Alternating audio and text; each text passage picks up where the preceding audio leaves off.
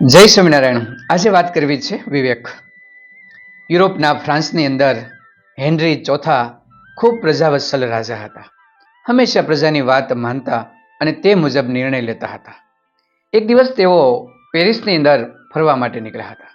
વિશાળ તેમનો કાફલો હતો, સૈનિકો સાથે હતા અને રાજા એ પોતાના શહેરનું નિરીક્ષણ કરતા કરતા આગળ વધી રહ્યા હતા.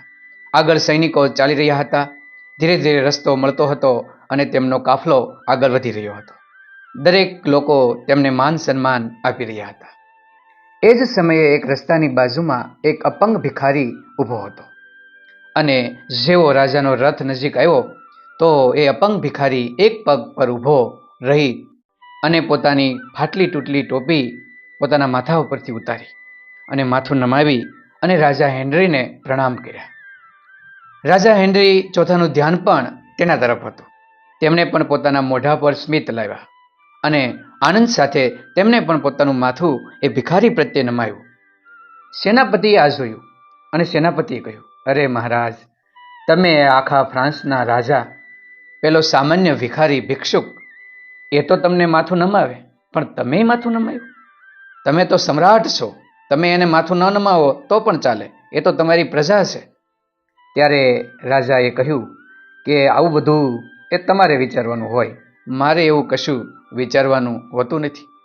જો હું એને મસ્તક ન નમાવું તો મારો અંતરાત્મા મને ડંખ મારે અને મને ઠપકો આપે કે તારામાં એક સામાન્ય ભિખારી જેટલો પણ વિવેક નથી.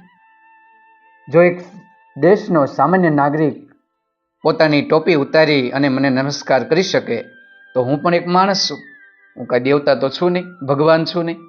તો મારી પણ ફરજ બને કે હું પણ તેમને આદર આપું, તેમને નમસ્કાર કરું.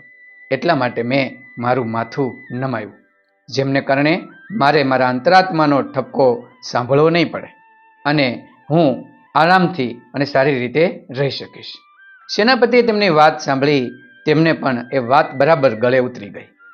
કારણ કે એક સામાન્ય નાગરિક જો વિવેકપૂર્ણ વર્તન કરતો હોય તો એ દેશનો રાજા વિવેકપૂર્ણ વર્તન કેમ ન કરે? આવા પ્રજાવત્સલ રાજાને કારણે એમની પ્રજા તેમને ખૂબ પ્રેમ કરતી હતી અને આજે પણ એ હેનરી ચોથાને એમની પ્રજા એમની પેઢી દર પેઢી યાદ કરે છે. કારણ કે તેમને માણસ પ્રત્યે પ્રેમ હતો. માનવ વચ્ચેનું અંતર એમને ક્યારેય ઊભું નહોતું કર્યું. સમગ્ર માનવજાત એક છે એવું માનીને જ તેમને વર્તન કર્યું હતું. નાનો કે મોટો એવું કશું નથી, પરંતુ માણસ કાર્યથી મહાન થતો હોય છે. વંદન છે રાજાને, વંદન છે ભિક્ષુકને.